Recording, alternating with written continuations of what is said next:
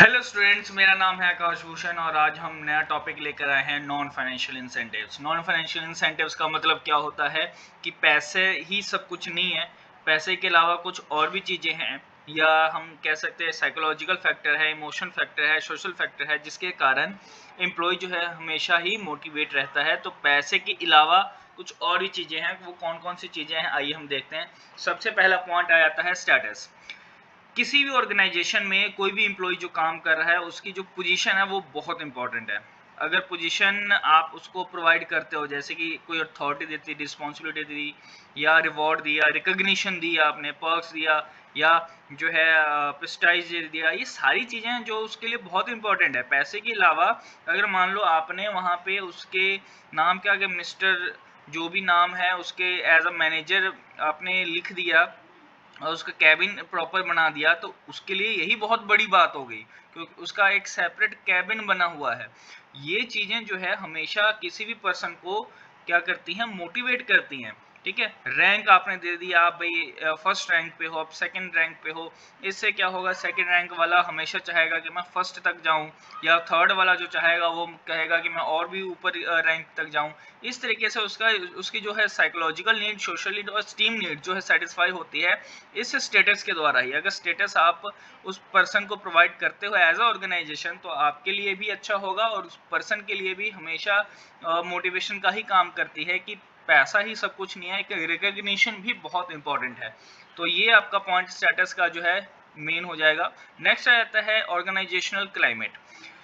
अगर ऑर्गेनाइजेशन का क्लाइमेट जो है, आसपास का जो वातावरण है, एनवायरनमेंट है, बहुत अच्छा है, फिर तो हमेशा जो है वो एम्प्लॉय जो होगा अपना बेस्ट ही देगा। अगर ऑर्गेनाइजेशन का बिहेवियर ही अच्छा नहीं है, जितना मर्जी काम कर लो, कोई भी किसी भी तरीके की तारीफ नहीं होती, कोई भी किसी भी तरीके का जो है इंडिविजुअल को रिकॉग्निशन नहीं होता, रिवॉर्ड नहीं मिलता, तो शायद ये पॉसिबिलिटी है कि वो एम्प्लॉय छोड़ के जा सके। तो यहाँ पे किस तरह की हम फीचर्स की बात कर रहे हैं, जैसे इंडिविजुअल की ऑटोनॉमी, रिवॉर्ड ओरिएंटेशन, रिवॉर्ड ही नहीं मिलता वहाँ पे, एम्प्लॉय को कंसीडर ही नहीं किया जाता, सिर्फ ये समझा जाता ठीक है ये अपना काम ही तो कर रहा है। इसके अलावा अगर आप उस पर्सन को आप वैसे ही अगर रिकॉग्नाइज कर दो या कंसीडर कर दो, ये मेरा एम्प्लॉय है, ये बेस्ट एम्प्लॉय है मेरा, क्योंकि इसने मेरे को काम करके दे देना, यही बहुत बड़ी बात हो जाती है उस एम्प्लॉय के लिए। तो एक रिकॉग्निशन का होना बहुत इंपॉर्टेंट है किसी भी ऑर्गेनाइजेशन के लिए और किसी भी एम्प्लॉय के लिए। नेक्स्ट पॉइंट आता है करियर एडवांसमेंट अपॉर्चुनिटी। इंडिविजुअल हमेशा चाहता है उसको जो है हाई लेवल ऑर्गेनाइजेशन में ही काम करे वो, जो कि अगर ये पॉसिबल है, अगर मैनेजर काम कर रहा है, उसके स्किल्स बहुत अच्छी हैं, तो उसको अपॉर्चुनिटी भी मिलनी चाहिए कि हायर लेवल की जॉब वो कर सके। अगर मान लो आपका ऑर्गेनाइजेशन ऐसा है ही नहीं, वहाँ पे हायर लेवल ही नहीं है कोई, ठीक है, जो अगर 15,000 20,000 नौकरी वो बंदा कर रहा है, चाहे वो 10 साल और काम कर रहे, तो उतना ही रहेगा, उससे ऊपर जाएगा ही नहीं। तो शायद कोई भी इंडिविजुअल वहाँ पे टिके ना और आप वहाँ से मूव करके कहीं और बेटर अपॉर्चुनिटी की तरफ चला जाए। तो यहाँ पे प्रमोशन आपके पास होना चाहिए, जो एज अ ऑर्गेनाइजेशन अगर आप चला रहे हो तो प्रमोशन पॉलिसी होनी चाहिए। प्रमोशन पॉलिसी से क्या होगा कि हमेशा जो एम्प्लॉय है वो इंकरेज रहेगा कि आज नहीं तो कल अगर अच्छा परफॉर्म करेगा वो, तो उसकी परफॉर्मेंस जो है उसको देखते हुए प्रमोशंस भी हो सकती हैं। उसके बाद आ जाता है जॉब इनरिचमेंट। ये इंपॉर्टेंट टॉपिक है, ये आपके उस क्वेश्चन में पूछा जाएगा। जॉब इनरिच, इनरिच का मतलब क्या होता है कि उसकी वर्क्स में ग्रेटर वैरायटी और साथ साथ में लेवल जो देखते हुए उसको और भी ज़्यादा काम दे दिया जाता है, रिस्पॉन्सिबिलिटी और दे दी जाती है। क्यों? क्योंकि उसकी नॉलेज अच्छी है, स्किल्स अच्छे हैं, जिस वजह से वो एक काम तो छोड़ो 3-4 काम ईजिली कर पाता है। अगर ऐसा अगर होता है तो ऑब्वियस है उसके पैसे भी बढ़ेंगे, और ये अपॉर्चुनिटी किसी भी पर्सनल ग्रोथ के लिए बहुत इंपॉर्टेंट है, क्योंकि उसको बहुत अच्छा एक्सपीरियंस मिलेगा। कोई पर्सन अपना अपना काम तो कर ही रहा है, उसके अलावा किसी दूसरे का भी काम बड़े अच्छे से कर पा रहा है।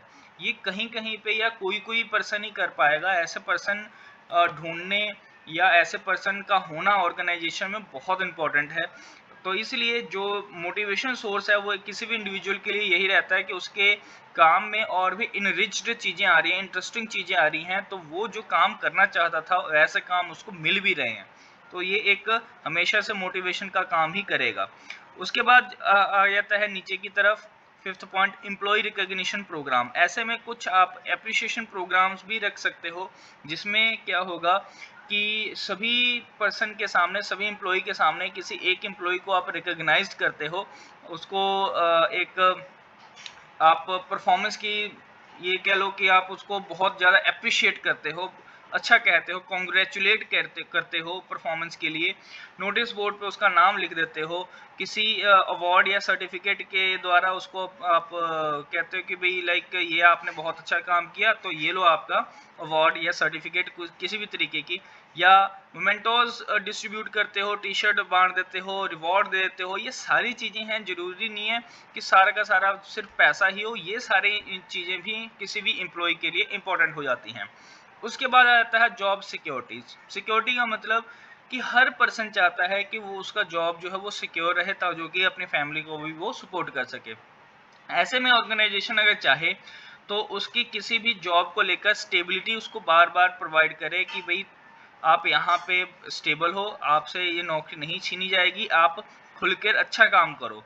ये सारी चीज़ें जो है उसके लिए बहुत इंपॉर्टेंट हो जाती हैं। जब उसको ये टेंशन ये है कि भाई पता नहीं कब मुझे ये निकाल देंगे, तो शायद वो अच्छा परफॉर्म ना करे। हमेशा से उसके दिमाग में यही रहेगा कि जितना मर्जी कर लो, उन्होंने तो निकाल तो देना ही है, क्यों मैं अच्छा काम करूं, इसलिए वो अच्छा काम करेगा भी नहीं। अगर उसको ये फिक्र ही नहीं होगा कि भाई मुझे मतलब काम आए या ना आए, बट ये निकालने नहीं वाले, तो शायद वो और भी ज़्यादा अच्छा काम कर सके। हाँ, कुछ ऐसे लोग होंगे जो इस चीज़ का नेगेटिव जो है एस्पेक्ट भी हो सकता है, इसका नेगेटिव फ़ायदा भी उठा सकते हैं, बट ज़्यादातर जो लोग होंगे अगर अच्छा काम करना चाहेंगे तो उसके लिए जॉब सिक्योरिटी एक इम्पॉर्टेंट एस्पेक्ट बन सकता है। उसके बाद पॉइंट आता है एम्प्लॉय पार्टिसिपेशन। अगर आप किसी भी डिसीजन के लिए, किसी भी इशू के लिए आप किसी एम्प्लॉय को इन्वॉल्व करते हो, तो उसके लिए बहुत बड़ी बात होती है। किसी भी कमेटी में, किसी भी डिसीजन मेकिंग में आप किसी पर्सन को इन्वॉल्व कर लेते हो, अपने ही एम्प्लॉय को इन्वॉल्व कर लेते हो, तो शायद वो पहले से और भी ज़्यादा मोटिवेटेड फील करे। लास्ट पॉइंट आता है एम्प्लॉय एम्पावरमेंट। आप कुछ पावर्स सबॉर्डिनेट्स को दे देते हो, जो कि उसके जॉब के लिए बहुत इंपॉर्टेंट है। इस तरह की चीज़ें जो है उसके स्किल और टैलेंट को भी बढ़ा देंगी। तो ये था आपका नॉन इंसेंटिव और नॉन फाइनेंशियल इंसेंटिव्स, जिसमें ये सारे पॉइंट्स किए। नेक्स्ट हम पॉइंट करेंगे, टॉपिक करेंगे लीडरशिप का। Thank you.